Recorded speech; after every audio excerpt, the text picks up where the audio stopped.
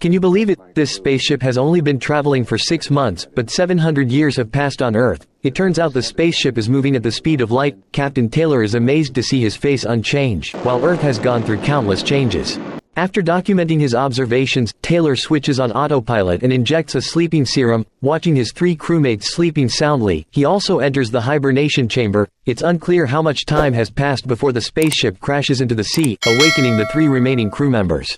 Taylor is briefly disoriented, noticing that the female crew member's chamber has cracked, leaving only a skeleton behind. As the spaceship begins taking on water, there's no time for mourning. Taylor quickly orders Landon to open the hatch, then asks Dodge to send a final signal, but the spaceship's power is exhausted. Forced to abandon ship, Taylor takes the 2 others with him. Before leaving, he checks the time and discovers it's been over 2,000 years since they left Earth. The 3 crew members paddle away with a small supply of provisions and equipment, leaving the spaceship behind. Soon, it sinks into the sea, symbolizing that they are now stranded on an unidentified planet with no way to return. According to Taylor's calculations, they are about 300 light-years from Earth. They finally reach shore, but Landon's scouting reveals nothing but rock and desert. Vegetation is scarce, and their rations will only last for 3 days. With no other options, they press on, facing a harsh and dangerous environment with lightning storms and sudden rock slides. Dodge voices his frustration, and Taylor tries to console him.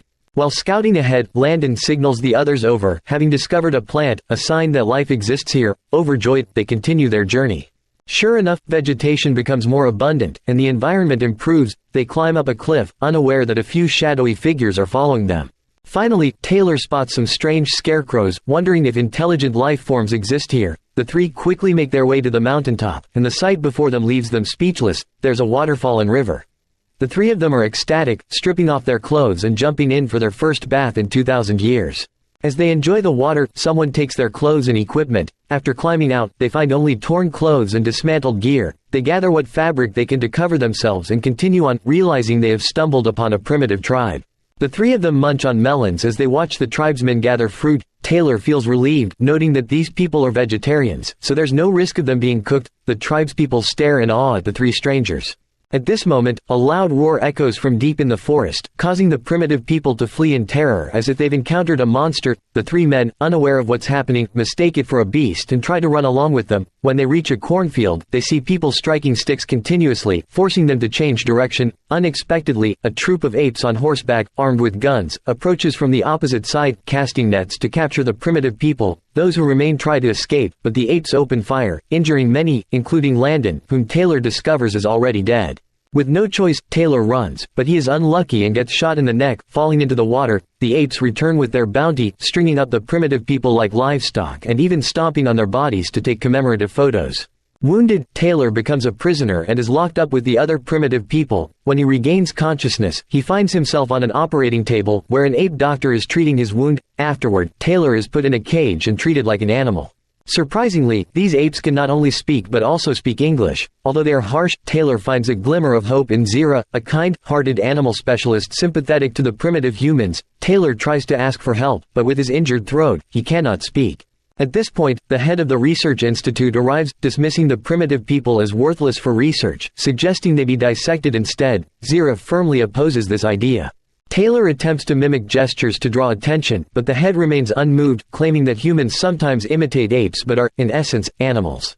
After the head leaves, Zira notices something different about Taylor, suspecting he might be intelligent. She decides to test this by pairing Taylor with a female primitive named Nova for a mating experiment.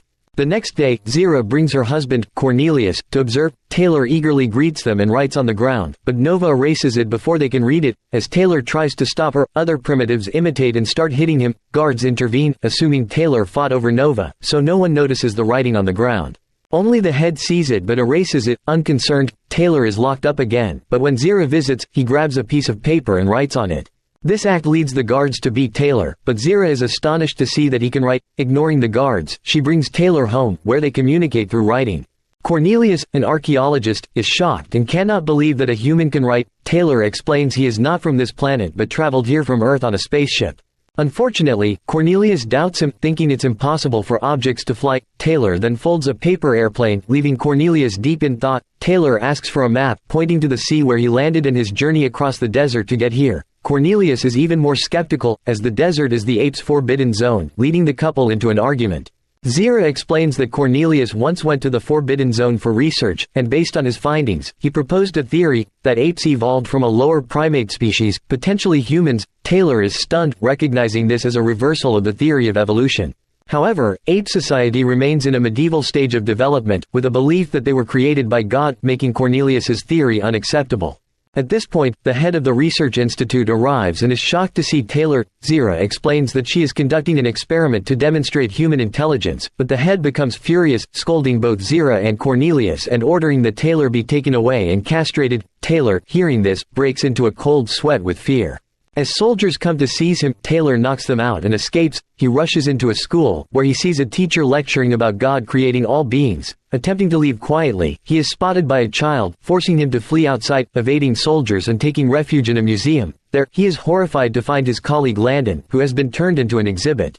Taylor tries to escape but is pursued by a crowd and soldiers. He is eventually captured in a trap and tied up. Now able to speak, his first words are, "Take your stinking paws off!" His statement leaves everyone astonished. Taylor anticipates his fate, and indeed, they separate Nova from him and torture him with high-pressure water. Shortly after, soldiers arrive to take Taylor to a place he realizes is a courtroom. In court, the head of the institute presides over the trial of Zira and Cornelius. He expresses deep dissatisfaction with Cornelius's theory of evolution and is further enraged, declaring that Taylor is the result of an experiment conducted by Zira and Cornelius and is a freak. Facing the oppressive head, Taylor tries to defend himself, but being human, he has no rights in ape society and is even beaten by soldiers. Taylor remains silent, eventually writing a note for Cornelius to read aloud to everyone, explaining that he comes from a distant planet, Earth, having traveled through space to reach here. The head dismisses this as laughable and challenges Taylor to find one of his two colleagues as proof. Taylor indeed locates Dodge but discovers that he has undergone brain surgery and is now mentally vacant. Enraged, Taylor charges at the head, only to be restrained by soldiers.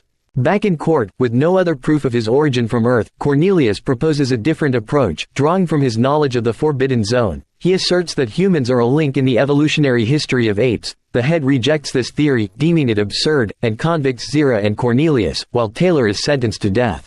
That night, Taylor is brought to the head's office, where he learns that the head had always known that apes evolved from humans but feigned ignorance to protect their current society. The head even attempts to bribe Taylor, convinced there must be a human settlement beyond the Forbidden Zone, but Taylor has no knowledge of this, angering the head, who then locks him back up. Later that evening, a young ape arrives, claiming to have orders to take Taylor away, but the guard dismisses it, saying the order is void. Unexpectedly, the young ape knocks out the guard. It's Zira's nephew, there to rescue Taylor, and he also frees Nova. The three of them meet up with Zira and Cornelius, who are on the brink of being banished from ape society. They decide to head to the Forbidden Zone to uncover its secrets. Equipped with supplies, they follow the river to Cornelius's research base. Cornelius explains that the cave there holds secrets. While waiting, Taylor shaves, but to Zira and Cornelius, his shaven face looks silly. As they explore the cave, the head and his soldiers arrive, but Taylor quickly spots them and fires back, then points his gun at the head, forcing him to order his soldiers to retreat. Leaving Zira's nephew on guard, the group goes deeper into the cave. Cornelius explains his findings, that 800 years ago, humans had many incredible items, indicating that ancient human civilization was far more advanced than the current one. While Cornelius explains this to the head, Taylor finds familiar items like dentures, glasses, a pacemaker, and a doll. The head dismisses them as ordinary objects, but when Nova picks up the doll, it makes a sound, leaving the head speechless. Suddenly, gunfire is heard outside. They rush out to find that soldiers have captured Zira's nephew. Taylor fires back, taking down a few guards, then holds the head hostage, forcing the soldiers to abandon their pursuit. The head finally admits that he has always known ape civilization followed a far more developed human civilization, which destroyed itself due to greed and selfishness. Hearing this, Taylor decides to leave, requesting horses, weapons, and food. The head agrees and prevents the soldiers from pursuing him. He then orders the cave blown up to bury the secret. Taylor and Nova travel along the beach. Eventually, they come upon the ruins of the Statue of Liberty, half buried in rock and sand, realizing that they are, in fact, on Earth. The film ends here. The movie is titled Planet of the Apes. Here's our question for this episode. Do you think apes could develop a new civilization? If you think they could, comment with a 1. If you don't think so, comment with a 2. Thank you for watching our video. See you next time.